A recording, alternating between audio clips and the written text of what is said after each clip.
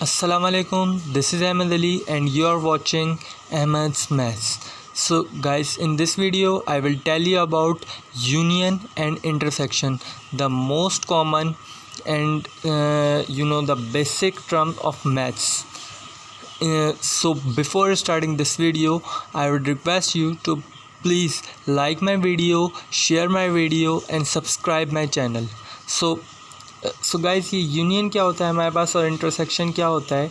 So basically ये एक हमारे पास एक ऐसी टर्म होती है जिसके तहत हम एक लॉ को प्रूव करते हैं, एक लॉ जो कि क्या कहलाता है, डे मॉर्गन्स लॉ। सो वो लॉ को अभी मैं आपको आगे डिफ़ाइन करूँगा। सो यूनियन क्या होता है और इंटरसेक्शन क्या होता है। सो गाइस, बेसिकली यूनियन के अंदर हम सीक्वेंस वाइज टर्म को लिखते हैं और सीक्वेंस वाइज टर्म को जो है वो मालूम करते हैं, ठीक है। और इंटरसेक्शन में हम क्या करते हैं, इंटरसेक्शन में हम मोस्ट कॉमन वैल्यू जो है वो फाइंड आउट करते हैं। सो ये एक लॉ होता है हमारे पास, वो लॉ क्या कहलाता है, डे मॉर्गन्स लॉ, जिसके में हमारे पास दो स्टेटमेंट्स भी होती हैं।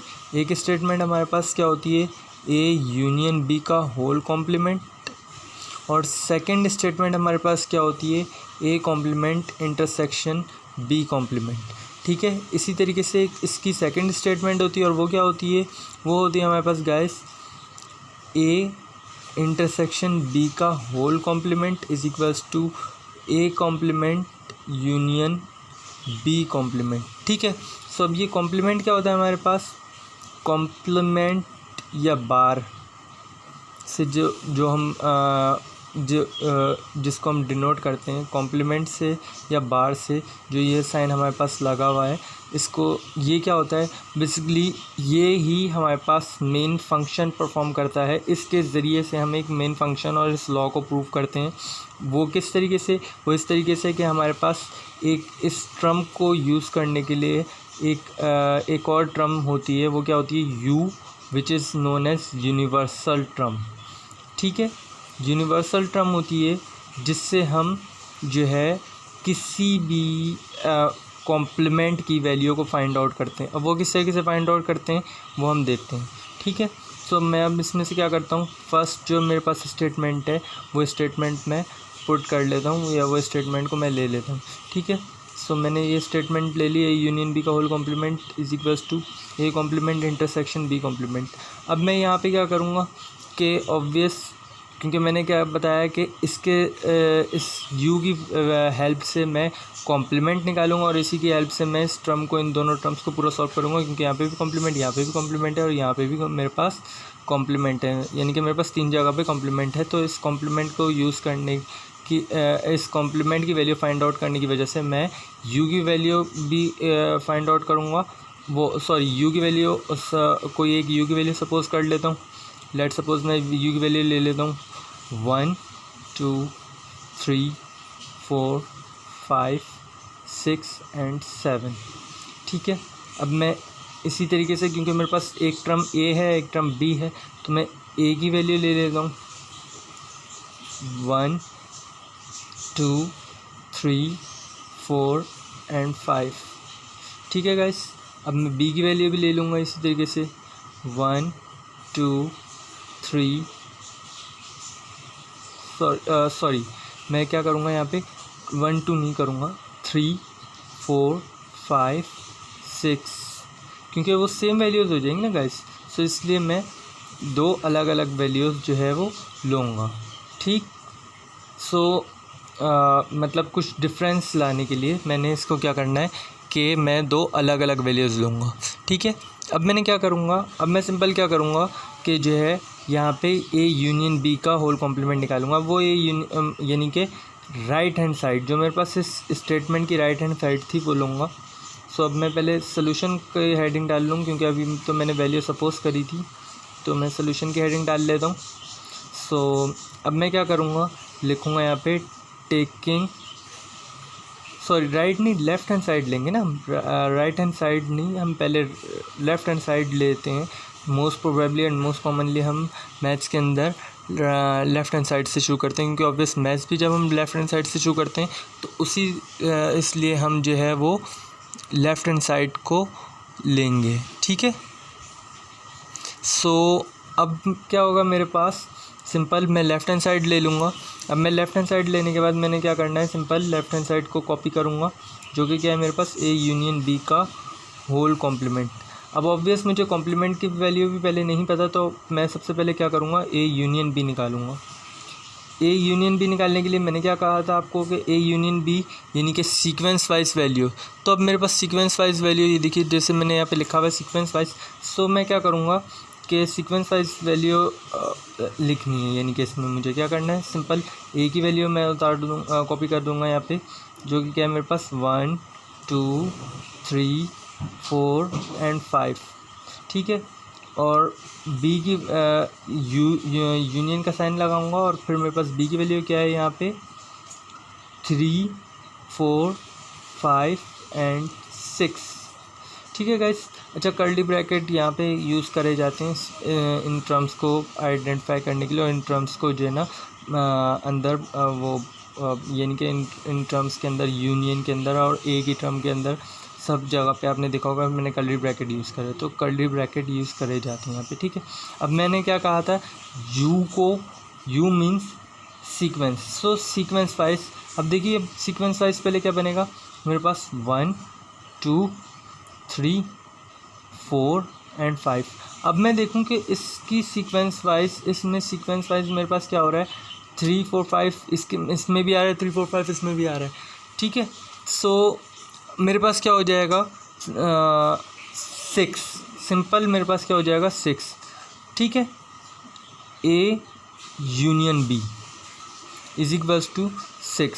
अब मैं क्या करूँगा यहाँ पे, सिंपल अब ए यूनियन बी आ गया। अब मैंने सिंपल ए यूनियन बी का कॉम्प्लीमेंट निकालना है, ए यूनियन बी का कॉम्प्लीमेंट। सो मैं ए यूनियन बी का कॉम्प्लीमेंट निकालने के लिए मैं क्या करूँगा कि अब मैंने क्या करना है, कॉम्प्लीमेंट निकालने के लिए u minus A union B, जिससे मेरे पास कॉम्प्लीमेंट की वैल्यू आ जाएगी। ठीक है गाइस, सो अब मैं क्या करूँगा यहाँ पे ए यूनियन बी की वैल्यू निकालूंगा, ए यूनियन बी के होल कॉम्प्लीमेंट की वैल्यू निकालूंगा। ठीक, तो u की वैल्यू क्या है मेरे पास यहाँ पे 1 2 3 4 5 6 एंड 7। ठीक है guys, so minus A union B, A union B की वैल्यू मेरे पास क्या निकली 1 2 3 4 5 एंड 6। ठीक है, ये मेरे पास ए यूनियन बी की वैल्यू निकली है। तो अब मैं सिंपल क्या करूँ, माइनस करना है, यानी कि कट कर दूँ 1 2 3 4 5 6 को 1 2 3 4 5 6। तो मेरे पास सिंपल क्या बचा है, यूनियन बी का होल कॉम्प्लीमेंट की जगह मेरे पास यहाँ पे क्या बचेगा, ए यूनियन बी का होल कॉम्प्लीमेंट। सिंपल मेरे पास क्या बचा 7। ठीक है, मेरा आंसर आ गया 7।